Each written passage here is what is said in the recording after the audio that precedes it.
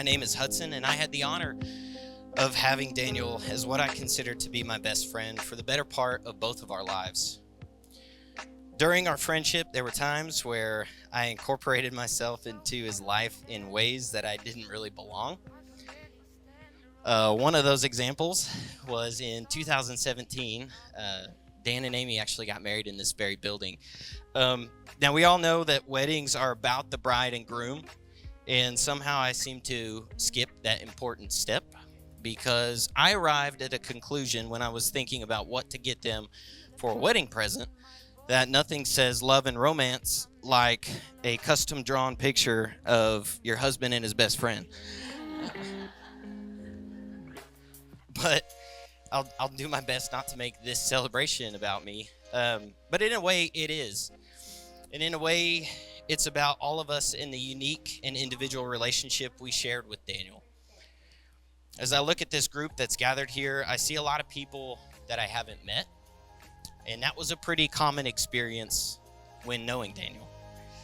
It seemed like anytime he invited me to what he called a function, he was always introducing me to someone new. He would make these lasting connections with people that were unique, genuine, authentic, and always those things despite any circumstances.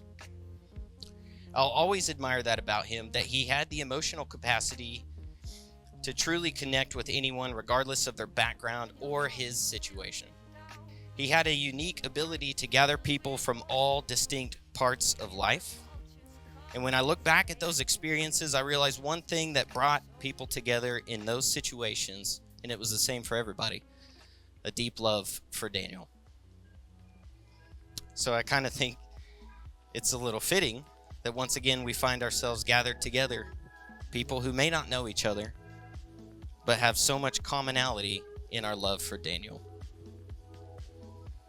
We all have so many things that we appreciate about the life that we shared with him, but I'd like to share some of the things and celebrate a few of my favorite character traits that he exemplified. Many of these we all recognize. Love. Daniel was full of it. He loved to have fun, loved a game of pool, loved making music, loved a good gas station glizzy. He loved experiencing life with people, and more remarkably than any of these was his love for his wife, Amy. Joy. He was one of the most joyful people I ever met. In fact, I can't think of a single time that we spent together where a smile wasn't on his face at some point. Even during some of the hardest challenges of battling sickness, Daniel exuded joy. Peace. Daniel often seemed to have a peace about things. Spending time in Daniel's presence was always accompanied with a sense of stillness. He never made you feel rushed or anxious, but always relaxed. Maybe at times too relaxed, like wearing athletic shorts to a formal function. But it was always peaceful. It was a peace that truly surpassed understanding. Patience. He was a very patient person. Never one to get frustrated with the most frustrating people or circumstances. I often thought about how impatient I would have been with the amount of challenges I watched Daniel overcome.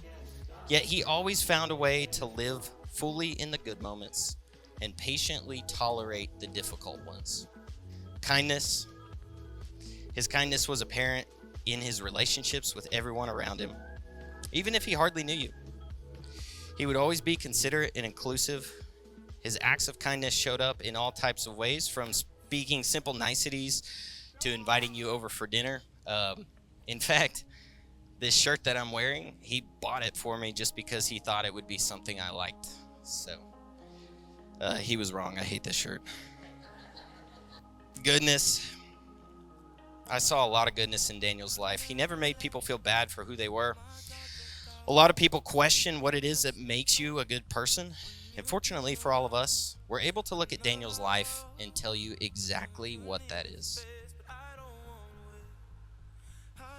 Faithfulness. He was a very faithful person, faithful friend. You could rely on him, count on him to be steadfast, even if you hadn't spoken to him in years. chances are you would pick up your relationship exactly where you left off. Gentleness.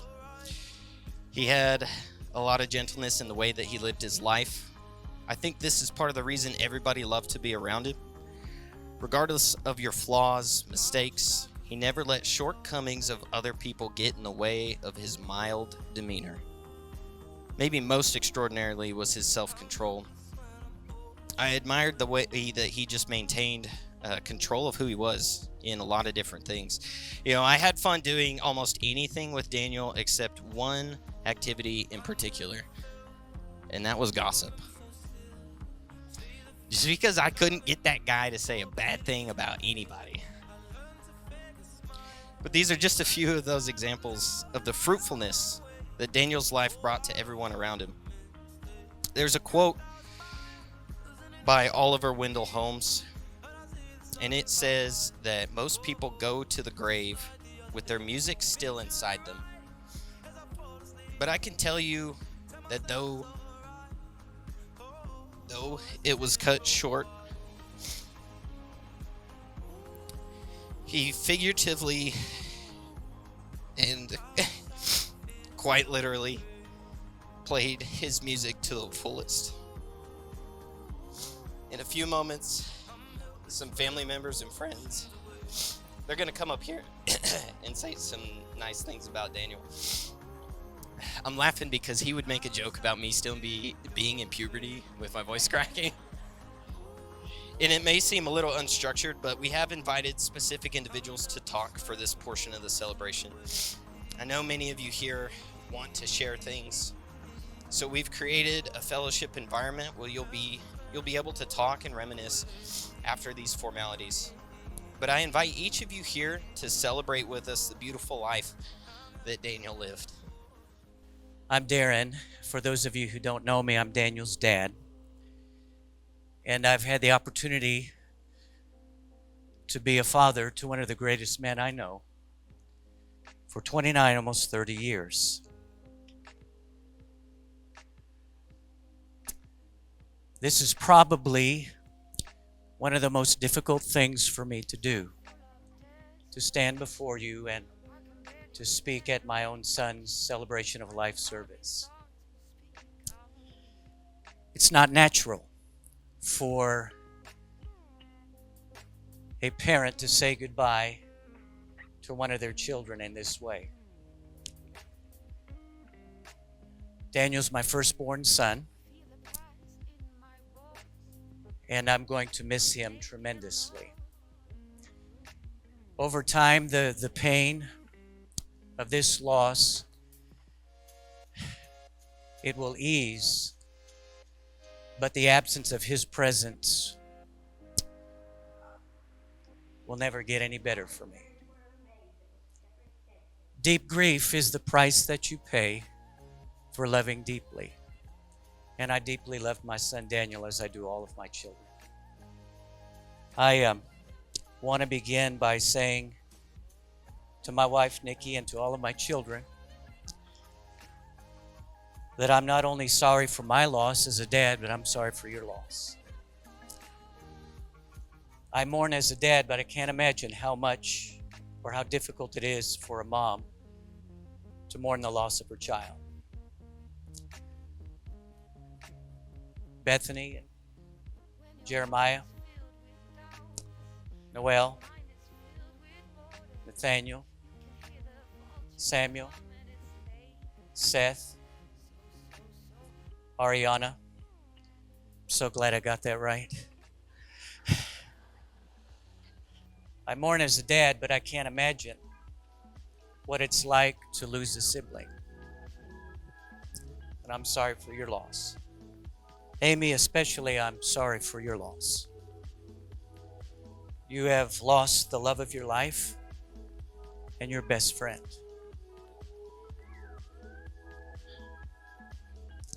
I want to thank you personally for loving my son the way that you did, for taking care of him, for being an advocate for him, for making sure he had the best care, and even in his final days that he had the best place to leave this place.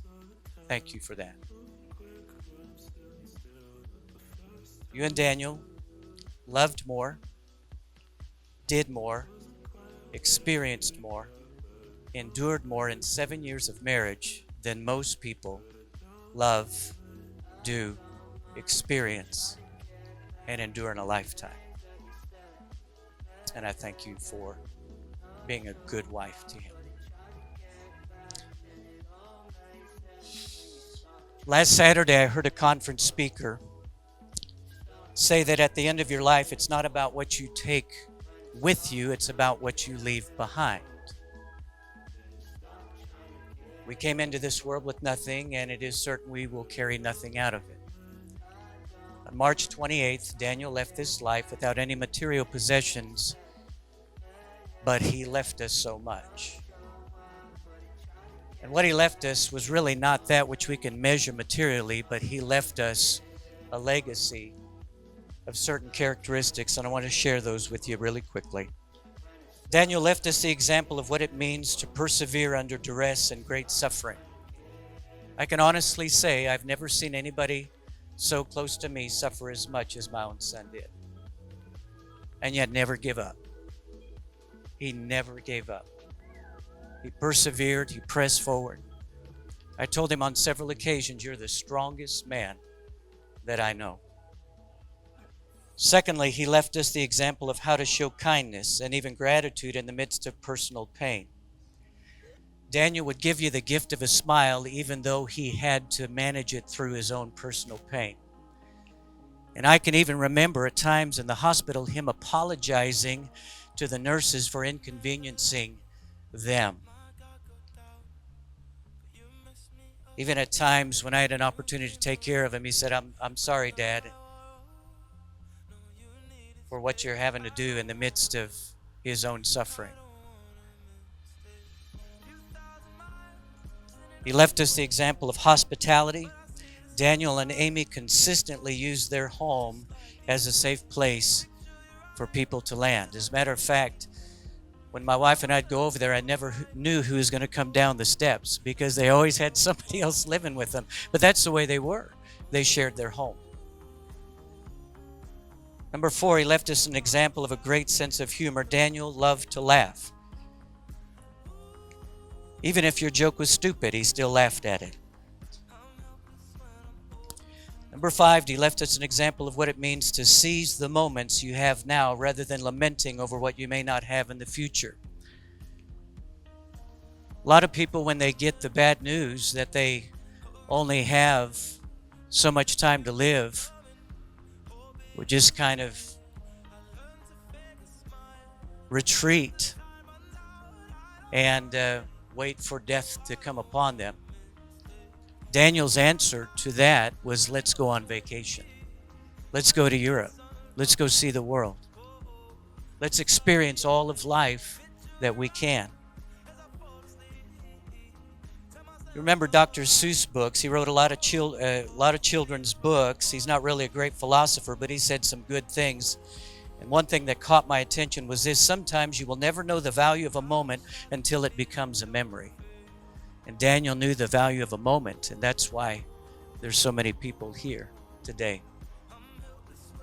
He left us the example of humility. Daniel was a highly intelligent and gifted individual. He was a skilled craftsman, excellent songwriter, and grasped technology and artificial intelligence at a profound level. Yet in all of this, you would never know of his accomplishments because he never boasted about them. And then finally, Daniel has left us the comfort of knowing that he is safe in heaven with his Creator. You see, when Daniel was a boy, he made a profession of faith and was baptized. Yet during his long bout with cancer and all of the suffering that he endured, he had, which is understandable, a crisis of faith, and we've probably all been through it. Yet in one of our conversations, just about 3.5 weeks before he passed, as a matter of fact, he called me and said, "Dad, a chaplain came by and visited with me yesterday. I've got some questions." And he asked me some questions, and I did the best that I could to answer those questions. Some I couldn't. But Daniel basically, at the end of our conversation, said that, I've tried a lot of different religious systems outside of Christianity, but I think I've come full circle to faith in God and an understanding that Jesus Christ is the only way. And because of this, and through several confirmations that God has given to me and others, I'm confident that Daniel is in heaven today. And this came to mind as I was writing this down.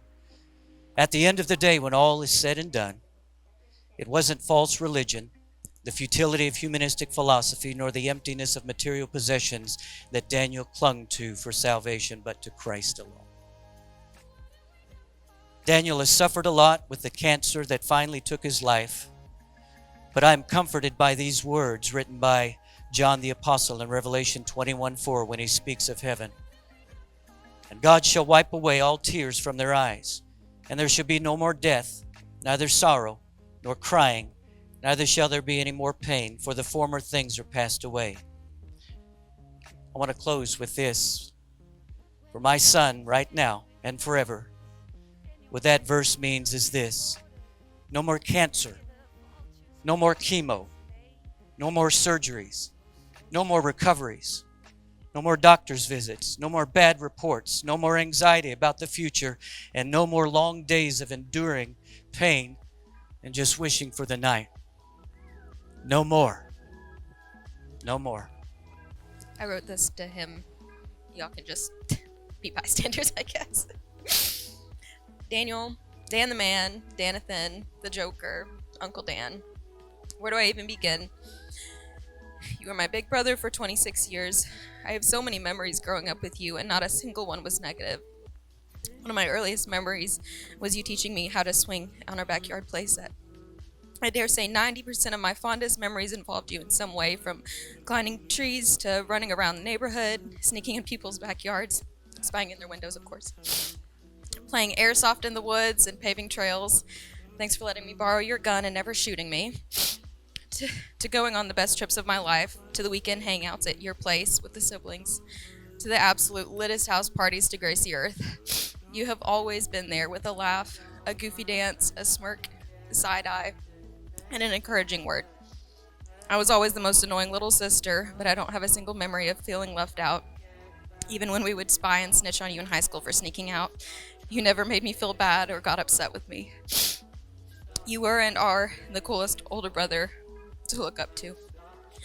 Every time we would leave your house from staying a weekend that you weren't feeling well, you would always apologize for not being able to hang out as much and would say that hopefully you'd be feeling better the next time. You always tried to stay positive and were always thinking about how others felt, even when you were going through hell. I would like to apologize on behalf of Jay and Colby for editing your COVID test results to positive instead of negative while we were in Mexico. I'll never forget the look of intense panic on your face when we FaceTimed you asking you what time you'd be down for dinner. He thought he wouldn't be able to fly home, so he was trying to figure out a way to drive 30 plus hours back across the border to get back to the dog. You were always a good sport, and it definitely gave us all a laugh. Thank you for being a best friend and brother to Colby, for being Beth's home and safe place, for being Jay's ride or die and partner in crime, for being my adventure buddy and encourager, for being Nathaniel's music mentor, for being someone Samuel and Seth can look up to, and for being someone for us to share stories to Ari about when she gets older. And for being Amy's soulmate, her laughter, her renovation partner, her travel mate, and her co-parent to her most precious four-legged children. Truthfully, you are part of all of our souls, and your absence will be felt continuously. To Amy, I've told you before, and I'll tell you a million times more, you're an incredible woman, and I want to be you when I grow up. You were Dan's everything. You made him laugh like no one else. You brought out the best in him, and you were his home. You loved him fiercely. You stood beside him through his absolute worst, at the expense of your own comfort time and time again. You chose him even though you knew the pain that you might have to endure and are unfortunately enduring. You gave him the best years of his life and yours. But I do hope, and I know he would too, that the best years of your life are still to come. They may not look like what you thought when you began this journey, but they can still be more incredible than what I'm sure you can imagine right now. He will always be a part of you, and I hope someday the thoughts of him bring you joy instead of pain. And that is my hope for all of us. I'm Dan's older sister, but to be honest, we were so close in age, I don't remember ever existing without him. I've heard the story told that when Dan was brought home from the hospital, I asked if we could take him back to the circus. But I must have quickly changed my mind about this because that little guy became everything to me. My best friend. Dan and I were often mistaken as twins, a mistake we sometimes didn't even bother to correct. We were inseparable, constantly by each other's side through all of the stages of our lives. In childhood, we explored the outdoors together, built forts together in the woods, captured pet turtles, lizards, birds, and even once a baby squirrel. We learned how to ride bikes together, and that became one of our favorite things to do. In our teenage years, we had the time of our lives together, made music, friends, having raves at the house with our siblings, getting into trouble together, aka me keeping him out of trouble, and going to our first public school together. In our adult years, we supported each other through hardships and the growing pains that come when real life hits. We traveled together and laughed a lot together. We enjoyed live music and shows together. We hung out just to talk about theories on life itself and the mysteries of the universe. Dan's mind and the way he saw the world was so unique and intelligent that I often wondered where he came from and thought surely he couldn't be human. He was ahead of his time in so many ways. Summing up Dan in one speech is impossible. He was so much more than words could ever describe, but I will attempt to highlight some of the things about him that always stood out to me. From the time Dan was born, he was an absolute light. His smile was huge and lit up every single room he walked into. He was an intrinsically accepting and loving person. He is the first person in my life that showed me truly what unconditional love looked like when it was acted out. I remember vividly when I came out to him without hesitation, he said, "I am here for you, I accept you, and I'm happy if you're happy." He was a man of few words, but I knew he would have my back through anything. That was his philosophy in life. Him walking me down the aisle at my wedding, even when he could barely walk and was on oxygen so we could have that memory together, is the type of brother that he was. He supported so many people in his life by simply being kind, non-judgmental, and valuing mutual respect above everything else. He was always a safe place. No matter what was happening, Dan would listen. He loved creating music. He started producing and writing when he was just 15, and his raw talent shone in every song he created. From a very early age, he was able to understand technology on a level that I could never comprehend. He was an extremely talented interior builder. Again, without training, he just figured out how to create beautiful things and fixtures. It was like anything he put his mental energy towards, he immediately understood. He was funny with an extremely niche sense of humor. He was deep, a thinker, a mental explorer of a vast amount of topics, and always seeking knowledge where he could find it. When anyone approached Dan with a new idea or topic, he would lean in and listen. He always listened. He loved laughing, hanging out with his siblings, friends, and most importantly, he loved his wife, Amy, more than anything in the world. She was his world and self-proclaimed soulmate. Dan and Amy's love has superseded any type of unconditional love I've ever seen modeled in any marriage. Amy stood bravely by his side through every single step of his cancer journey and advocated tirelessly for him for over 3 years. He relied on her for support and comfort in a way that was both beautiful and heartwarming to watch. She was his safe place while he was creating one for everyone else. Some people might not have pulled together through this extremely difficult journey in the way that Amy and Dan did, but their love was unbreakable and is unbreakable. Dan's last request to me was for me and my siblings to take care of Amy for him, and that's a promise we intend to keep. Today, Dan wanted all of us to have the space to grieve, but I also know he wanted this to be a celebration of his life and the love we all shared with him.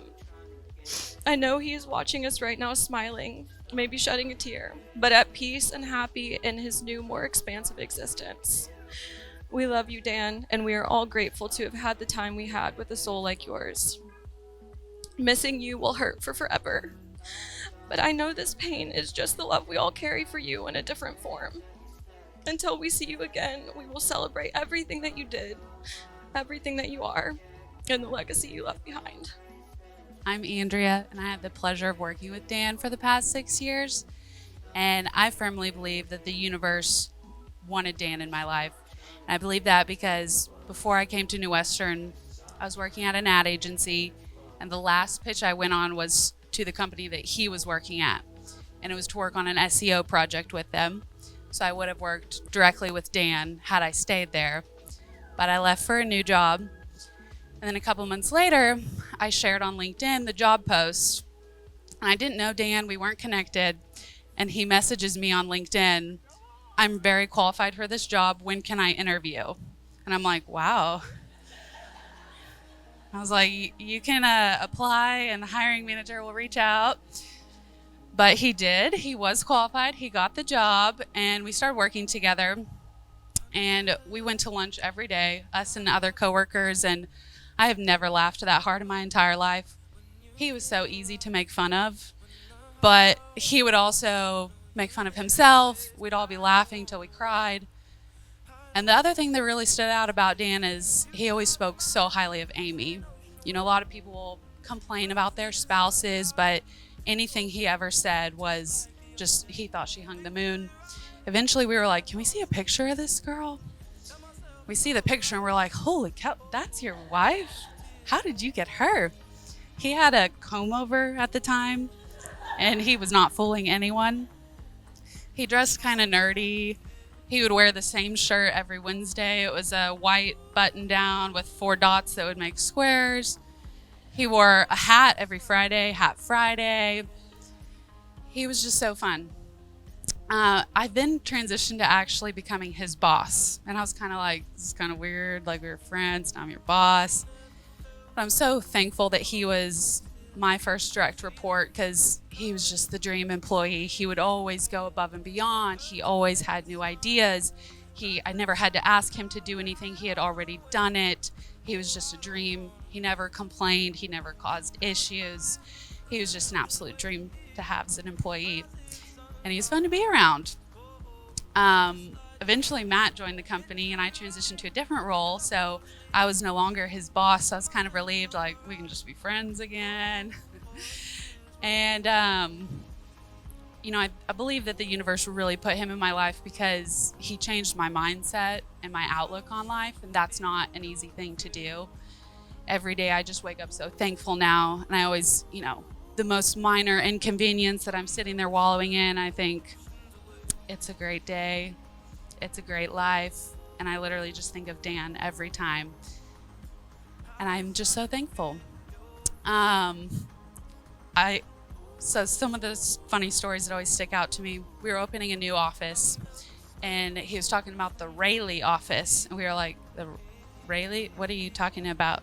It was Raleigh, North Carolina, but it was Raleigh. And he was just the most genius person. He was so smart, knew everything. He didn't just do like the basic strategies. He like knew the cutting edge things, the niche things. He was so smart. But at the same time, he didn't realize things like you have to change your oil on your car and kind of some of the most basic things.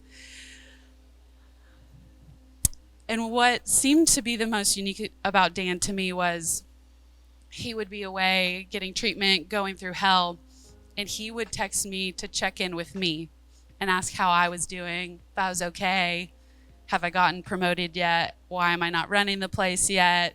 He loved to rouse me, but he was always checking in on me when he was dealing with so much. And I never forget the last meeting we had together. It was his last week of work. We didn't know that it was going to be, but I just wanted to chat. So I put a meeting on his calendar. He gets on the call. He has these huge headphones on, his colored lights in the background. He's like real deer in the headlights, and he's like, "What do you want to talk about?" And I was like, "I just wanted to chat." And he's like, "Oh, I thought you were gonna fire me." I'm like, "Dan, I'm not even your boss. Like, I can't fire you." But he was truly just the most unique person. We'd go out to lunch, and I'm trying to piece together, like, who is this guy really? You know, you only get a piece of your coworkers. And I'm like, okay, he's into raves. And I'm looking at him in his kind of nerdy clothes, and I'm like, what do you wear to a rave? And he's like, well, I have rave boots. I would love a picture of the rave boots if anyone has a picture. And then he also was very handy and did DIY, has this Instagram channel, like the most amazing things, which he always credited to Amy, that they were all Amy's ideas. He, had these huge subs in his car. He then got a big old truck. So I'm always just trying to figure out, like, who is this guy? But, he just had the biggest heart. He was the most well-rounded person, like unapologetically himself. I think he really had a glow up those last couple of years. He shaved his head, which he told us at lunch one day. He's like, I'm thinking about shaving my hair. And we were like, should we go get the clippers now?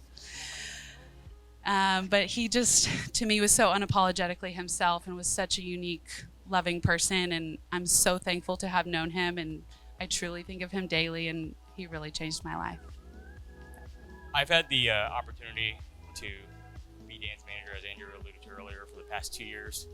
I will say that, my first memory of Dan was I went to interview, and I remember Dan and Andrew both interviewed me at the same time. Andrew asked me one question, and then Dan asked me another question. He started talking about all this SEO and AI stuff, and I just kept getting really enthralled, and I swear I talked to him for about the whole hour. I almost felt like I didn't get the job because Andrew didn't get a chance to ask any more questions. It was just the two of us talking. So thankfully I did. The one thing I could say that I really remember is, just to express what he was like at work. Dan was probably the hardest worker I've ever had on my team. The one thing I always preach to managers, or when you talk about like getting employees, it's always about you can always be like the most skilled or the most educated, and Dan was certainly skilled and certainly educated, but you can't replace like work ethic or passion, and those are things, or persistence, and those are things that Dan had. I would rather take anybody that has any of those characteristics that you can learn from than someone that already has the skills and the knowledge but doesn't have the work ethic to go along with it. So from that end, I really appreciate it. Dan and I talked a lot about AI, and it was a lot of fun. I provided a very small slideshow of like some of Dan's work. So I'm also wearing the sweatshirt when it's very hot, but and I'll get to that in a second. So we have this thing at New Western. It's just the culture of our organization is really about this warrior mentality, and it's really about and this really speaks to Dan too about who he is. It's about persisting through adversity to reach your goal. And we do these things as a joke where we'd make little memes or pictures of each other. So Dan made this wonderful warrior picture of me. This is very interesting, with long hair. Then, if you want to go to the next slide, we did this holiday Secret Santa thing. And I've never seen an Asian Santa Claus before. So I was very fortunate that when we did Secret Santa, that I guess Dan drew my name. He gave me the sweatshirt, which I'll keep forever, but like it's an AI prompt literally on it. If you want to go to the next slide, I kind of put the prompt here, but it basically just says the pause extraordinaire, hyper-realistic AK office setting. Imagine a superhero-themed business suit, complete with cape pattern socks. A high-tech, my desk is supposedly a high-tech command center over the top with a self-writing pen and a mug labeled "The World's Okayest Boss." The background is a cityscape blending Silicon Valley with a touch of Gotham. pose, striking. I'm doing a mock heroic stance, one hand on a boss level master trophy with flashing lights, the other managing a holographic spreadsheet. He knows me. I really like spreadsheets a lot. And then atmosphere, energetically absurd, showcasing Matt as a boss who's part tech wizard, part office comedian, hyper realistic, aka full color aspect ratio 1.1. Anyways, and I this is the rendering of that. So, so the one on the left is the one that my wife selected, but I felt it was weird because there's 3 hands, but so I did a little bit of touch up, and I thought that one was a little bit more fitting for me, but. Anyways, that just doesn't speak to who Dan was and his humor. So, the one thing I can always recall is a few weeks, or probably a couple weeks before he passed, I was on a call with him and I was talking about like actual official business stuff. And I don't know if anybody knows this, but Dan's brother Jay started to do some work for us, and I was just talking to him about like how his brother's doing, and I have no idea how he was feeling. I could imagine probably not great, but he basically asked, he's like, is there anything I can do? Can I help with like, and I was like, man, I really wish I had someone to really help with this AI prompting. He's like, yeah, do you need, just send something over. I was like, no, man, you're not even supposed to be working. What are you talking about? So anyways, I'll close with this. All those pictures he made of me, great. I made one for him, and this is how we see him as a warrior. This last one is a letter that Amy asked me to read, but she wrote it to Daniel. As F. Scott Fitzgerald once said, "You are the loveliest, tenderest, and most beautiful person I have ever known." And even that is an understatement. I got to be with Daniel for nearly 12 years of my life. On the one hand, that was nowhere near enough. On the other, what a gift to have been given at all. The opportunity to love someone as remarkable as he was up close, seeing every side of him, and realizing he didn't have a bad one. He was vibrant in a way that everyone who met him benefited from. The joy he carried often did not fit his circumstances, yet he continued to hope through it all, to bring happiness to the people around him through it all. He thought of others before himself continuously. Once, when he was going through the first round of chemotherapy nearly 2 years ago, he told me that he would understand if I wanted to leave him and start fresh, because he couldn't ask me to go through this with him. It broke my heart then, and it continues to when I imagine he thought I would ever consider it. He never wanted his illness to bring sadness or burden to anyone around him, including me, despite all that it was doing to him.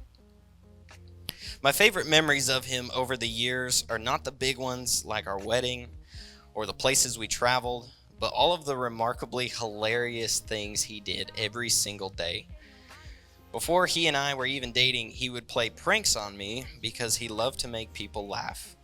My camera roll is filled with pictures and videos of him that I will smile at for the rest of my life. I'll miss hearing him call me Buggy.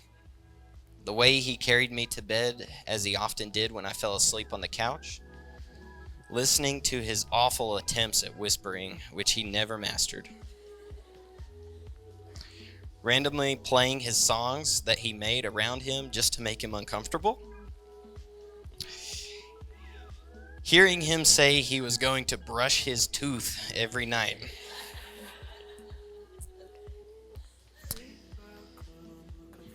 Seeing him get mad at me if I listened to a good song he sent me on my phone speaker instead of on high quality speakers like they deserved. Along with so many other big and small things. The absence of his love on this earth is something I will never grow accustomed to. He loved me in a way I never felt like I deserved, but it kept me afloat every day through all that we went through together.